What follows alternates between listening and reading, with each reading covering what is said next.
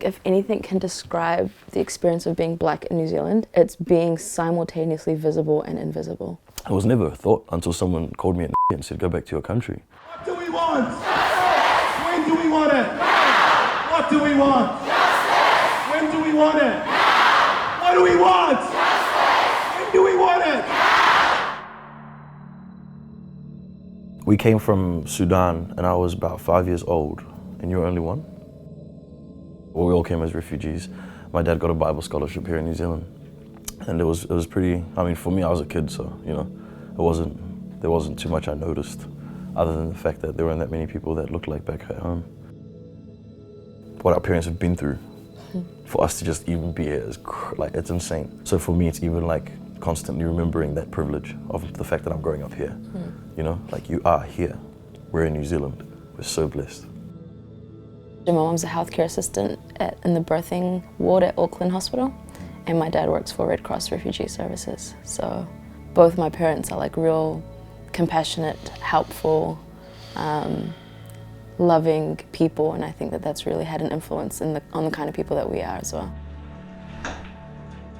We both speak our language fluently. We know a lot about our culture, and that's because of my dad. He like intentionally wanted to instill that in us. And one thing he'd say about us from when we were young is like, you know, you might have the accent, you might talk like them, you might speak like them, but someone's always going to ask you, where are you from? So you have to be able to like have an answer for that. And if you go back home, you have to be able to like talk to your people and, you know, get along with them. I didn't know I was black till I was called an you know? As a kid, it didn't hurt. It was just confusion, you know? It was just like, wait, what? What do you mean? And then so as a child, you sort of experience that, and then you hear it happen again and again. I think the earliest memory of that word being said was year 7 or 8, and I always felt uncomfortable about it.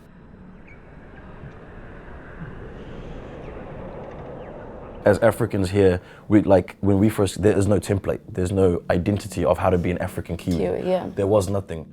So you're visible in the sense that when you occupy spaces that are predominantly white or whatever, you stand out. So people do like notice you, and that could result in many different things, and like discrimination, even just like looks or sly comments, microaggressions, casual racism. There's nothing really casual about racism, but that's what we've called it. And so you're visible in that sense, but you're invisible in the sense that there's no representation on every possible level. Like in statistics, there's a category called MELA, and that's Middle Eastern, Latin American, African. They've just lumped everyone all together. And that's like, so even in like data, like there's no accurate data that's reflective of our communities and our needs and our experiences. I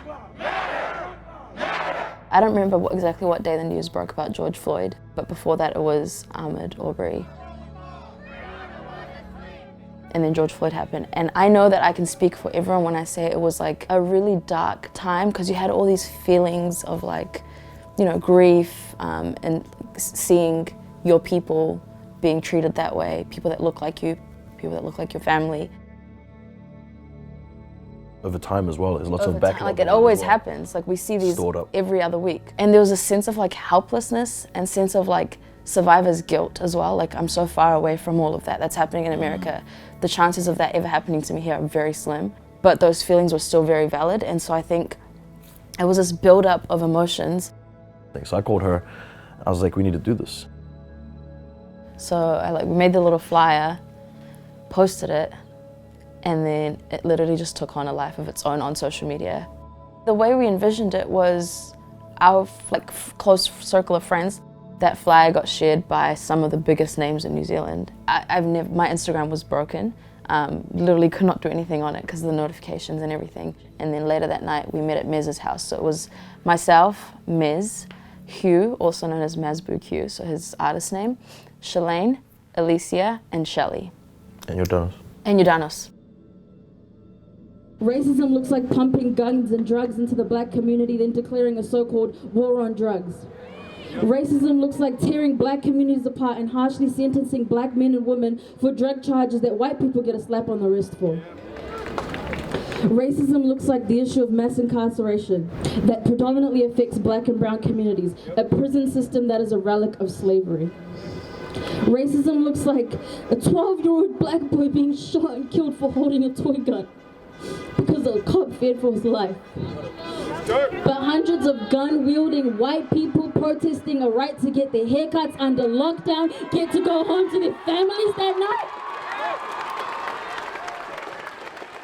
No justice! No peace! No justice! No peace! Screaming and like shouting and losing my voice, I literally had like a whisper for the next few days, was just the most like therapeutic thing. If we didn't even do anything productive that day, if that was all that happened, I'm happy with that because it was like a release of all these built up emotions. This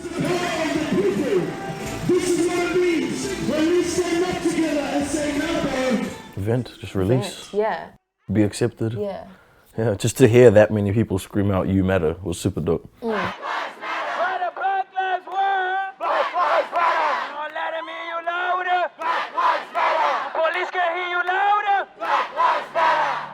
No longer will we say silently. This is the voice of our terror. This is the voice of real kings. This is the voice of New Zealand. This whole BLM movement has just opened the door for some very necessary conversations about humanity. Like, what have we done wrong since the beginning of time till now? Cool, how can we stop that from happening again? It's changed my life, and I know it's changed the course of Africans in New Zealand, and it's brought about some very necessary but uncomfortable conversations that we've just been avoiding for so long. The reason why the BLM movement is necessary or should be cared about in New Zealand is because the same issues that affect black people in America affect Māori and Pacific Island communities here.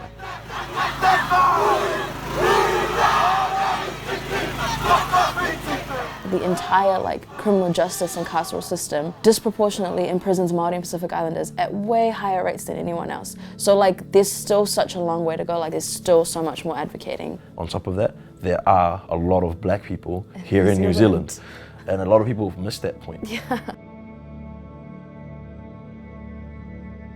That was the biggest takeaway from the protest is for the first time ever, I felt like my community had me, New Zealand had me. Looking into the crowd, yes, there was Africans, but there was an entire crowd of all these different races screaming Black Lives Matter. And that feeling, it shouldn't have to take this to get that feeling. Do you know what I mean? That sense of belonging. Something that warms my heart so much is that all the little cousins, my little sister, my little brother, there's this, I don't like using this word, but there's this different energy in the air when it comes to black people. It's everyone's walking around with their head held high. There's a sense of confidence.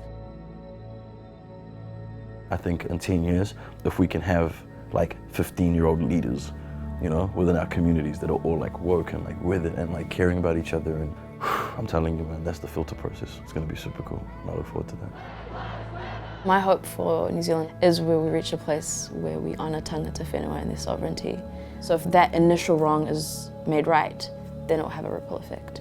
And that will mean for Black lives, for Pacific lives, for Asian, Middle Eastern, for LGBTQ, for Muslims, for whatever the case may be. If I don't see change in my time, I'm cool with that, as long as the next generation aren't having to fight these same fights by the time they're our age,